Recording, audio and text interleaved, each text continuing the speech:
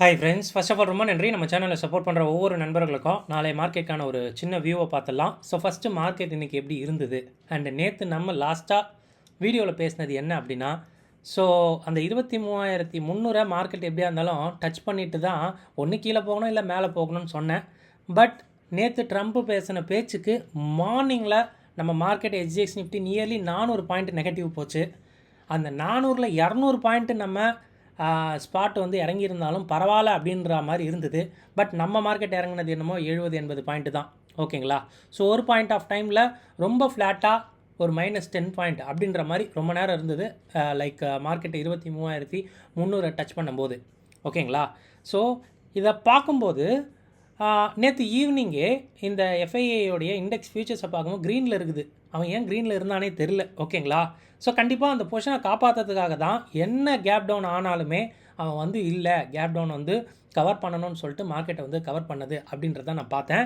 So Nifty இன்றைக்கி வந்து பார்த்திங்கன்னா ஒரு 80 பாயிண்ட் இறங்கியிருக்குன்னு நினைக்கிறேன்.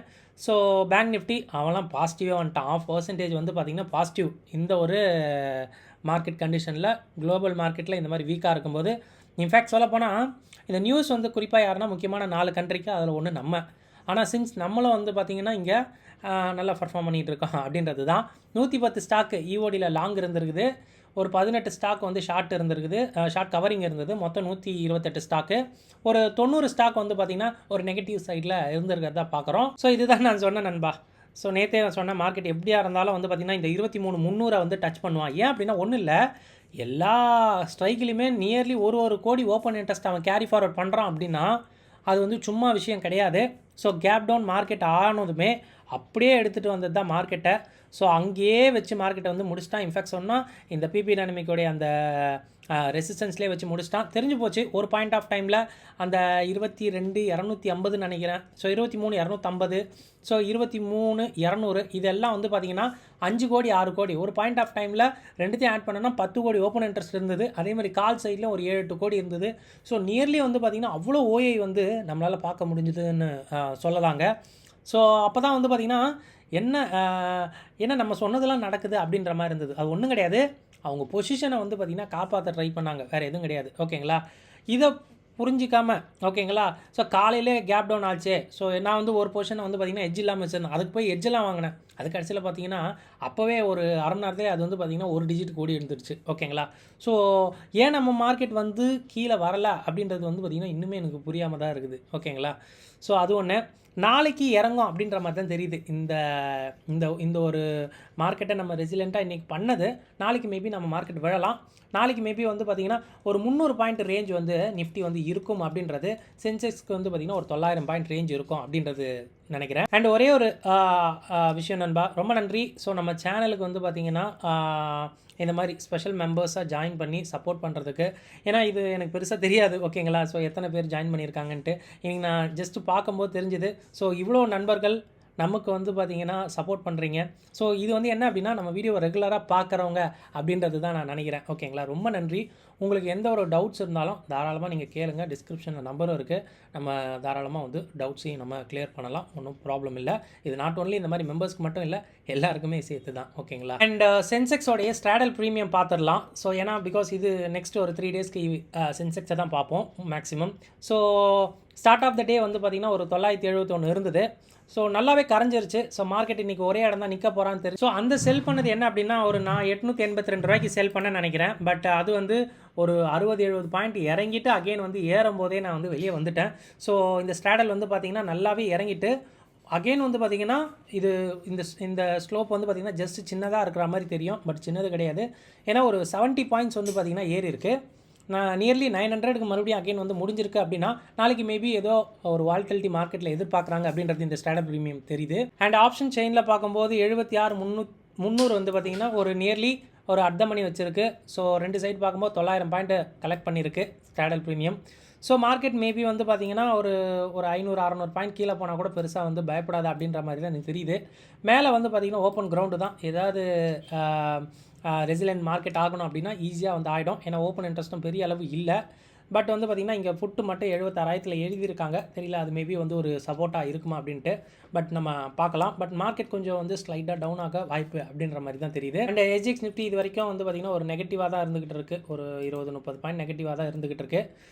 ஸோ நாளைக்கு நம்ம மார்க்கெட் இறங்குறதுக்கான வாய்ப்பு ரொம்ப பிரகாசமாக இருக்குது. ஏன்னா இன்றைக்கி வந்து அவங்க பொசிஷனை காப்பாற்றுறதுக்காக அப்படின்ற மாதிரி கூட எடுத்துக்கலாம். நாளைக்கு வந்து மேபி நம்ம மார்க்கெட்டை வந்து இறக்கி விடலாம் அப்படின்றது வந்து எனக்கு தெரியுது. பார்க்கலாம். அண்ட் இதுதான் இந்த விஷயந்தான் மேபி இன்றைக்கி இந்த கேப் டவுனை வந்து தவிர்த்துருக்கு அப்படின்ட்டு.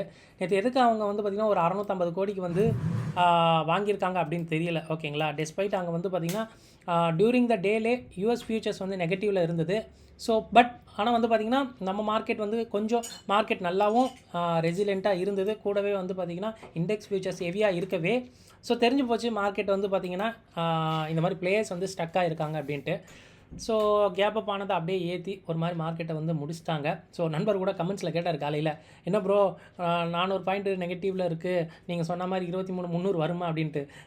தெரியல ப்ரோ, அட்லீஸ்ட் வந்து பார்த்திங்கன்னா 23,200 வரணும். ஏன்னா இவனுக்கு கோடி கணக்கில் ஓப்பன் இன்ட்ரெஸ்ட்டை பில் பண்ணியிருக்காங்க. ஸோ வரலாம் ப்ரோ அப்படின்னு. அது பார்த்திங்கன்னா அவருக்கு ஏற்ற மாதிரி 23,300 வந்துருச்சு. ஸோ அவர் என்ன பண்ணாருன்னு தெரியல. கமெண்ட்ஸில் சொல்லுங்கள் நீங்கள் என்ன பொசிஷன் நீங்கள் இன்றைக்கி வச்சுருந்தீங்க, அது என்னவா ஆயிருந்ததுன்ட்டு. எஸ்என் நம்ம போகிற வீடியோ கண்டிப்பாக உங்களுக்கு ரொம்ப ஹெல்ப்ஃபுல்லாக இருக்கும்னு நினைக்கிறேன். அப்படி ஹெல்ப்ஃபுல்லாக இருந்தால் வீடியோ லைக் பண்ணிட்டு அப்படியே பாருங்கள். ஃபர்ஸ்ட் டைம் நம்ம சேனல் இப்போ தான் பார்க்குறீங்கன்னா நம்ம சேனலையும் சப்ஸ்கிரைப் பண்ணிங்க. ஸோ செக்லிஸ்ட்டில் ஃபஸ்ட்டு இந்தியா விக்ஸ் வந்து கிட்டத்தட்ட ஒரு நியர்லி 1% வந்து இறங்கியிருக்கு. இந்த அதிரிபுதிரி டைமில் கூட மார்க்கெட்டுக்கு வந்து பார்த்திங்கன்னா ஒரு பயம் இல்லை அப்படின்ற மாதிரி இருக்குது. ஸோ இல்லைங்க, நாளைக்கு மார்க்கெட் இறக்கி விட்ருவாங்க, அது ஷுவராக தெரியுது. நிஃப்டி ஸ்டாண்டர்டில் ஒரு 318, சென்செக்ஸ்க்கு வந்து ஒரு 900 பாயிண்ட் ரேஞ்ச் இருக்குது. இதை வந்து ஒரு பர்சன்டேஜில் கனெக்ட் பண்ணிக்கோங்க. மேபி வந்து அதுக்குள்ளே மார்க்கெட் வந்து இருக்கலாம். வால்டலிட்டி வந்து லைட்டாக சேஞ்ச் ஆகிருக்கு, கொஞ்சம் உஷாராக இருங்க. ஸோ ஒரு ஃப்ளாட் டு அப் சைடாக இருந்தது, கொஞ்சம் வால்டலிட்டியாக மாறி இருக்குது.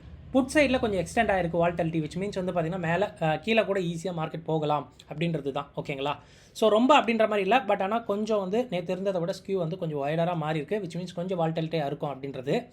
டெக்னிக்கல்ஸை பொறுத்தவரை லாஸ்ட் 2 டேஸோட ஐஎன் லோஸ் எடுத்துக்கங்க. கூடவே பிபி டைனமிக்கோட அந்த சப்போர்ட் அண்ட் ரெசிஸ்டன்ஸ் எடுத்துக்கங்க. இன்றைக்கி மார்க்கெட் அந்த ரெசிஸ்டன்ஸ் கிட்ட தான் முடிஞ்சிருக்குது.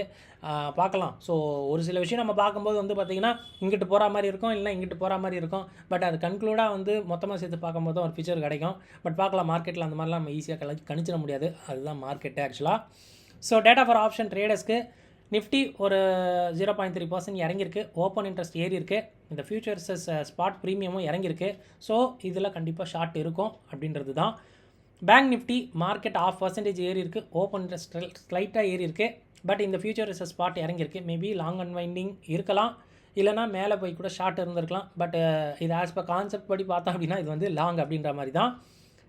மிட் கேப் இண்டெக்ஸ் வந்து 0.8% இறங்கியிருக்கு. ஓப்பன் இன்ட்ரெஸ்ட்டும் ஒரு 50,000 குவான்டிட்டி ஏறி இருக்குது. அண்ட் மிட் கேப் நிஃப்டியும் வந்து பார்த்திங்கன்னா அந்த பாயிண்ட்ஸ் லைட்டாக இறங்கியிருக்கு. இதுலேயும் ஷார்ட் இருக்கலாம் அப்படின்றது தான் எனக்கும் தோணுது.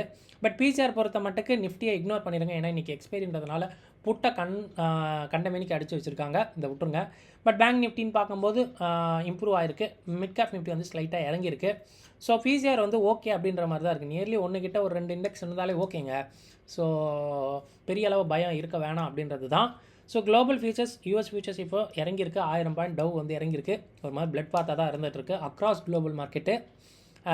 அண்ட் இன்றைக்கும் நியூஸ் இருக்குது, பிஎம்ஐ டேட்டா வர இருக்குது அண்ட் ஜாப் டேட்டா வர இருக்குது. யூஎஸில் ஒரு 7 மணிக்கு மேலே வந்துடும் நினைக்கிறேன். அதையும் செக் பண்ணுங்கள். நம்ம தான் பாவம் போல் இருக்குங்க. இந்த கேப் டவுன்லேருந்து தப்பிக்க ஒரு எட்ஜி இல்லை அப்படின்னு சொல்லிட்டு ஒரு எட்ஜை வாங்கினேன். நான் வாங்கினது தான் ஐ போல் இருக்குது ஆக்சுவலாக. அந்த எட்ஜு பார்த்தீங்கன்னா அடுத்த ஒரு 20-30 நிமிஷத்துலேயே நான் ஏதோ 20 ரூபாய்க்கு வாங்கினேன்னு நினைக்கிறேன் அந்த புட் ஆப்ஷனை. அந்த புட் ஆப்ஷன் பார்த்தீங்கன்னா ஒரு 10 நிமிஷத்துலேயே அது 10 ரூபாய்க்கு வந்துருச்சு. ஓகேங்களா, 1 மணி நேரத்தில் பார்த்தா அது 4 ரூபாய்க்கு வந்துருச்சு. அது வேஸ்ட்டு போல் இருக்குது. ஓகேங்களா, ஸோ என்ன பண்ணுறது? ஓகே, நம்ம போனோம். நம்ம வந்து பார்த்திங்கன்னா பரவாயில்ல, ஒரு சைடு வந்து பார்த்திங்கன்னா எனக்கு லிமிட்டட் ரிஸ்க்காக இருந்தாலும் ஒரு சைடு வந்து ப்ரொடெக்ட் பண்ணி காப்பாற்றணும்னு சொல்லிட்டு தான் அந்த எட்ஜை வாங்கினேன். பட் அந்த எட்ஜெல்லாம் நம்ம வந்து கரெக்டாக வாங்குற மாதிரிக்கலாம் நம்ம தான் வந்து ஒரு மாதிரி ஏமாந்தவங்க அப்படின்ற மாதிரி இருக்குது. மார்க்கெட்டை என்ன அளவு க்ளீனாக வந்து பார்த்திங்கன்னா ரெக்கவர் பண்ணியிருந்தாங்க அப்படின்ட்டு எனக்கு தெரியல.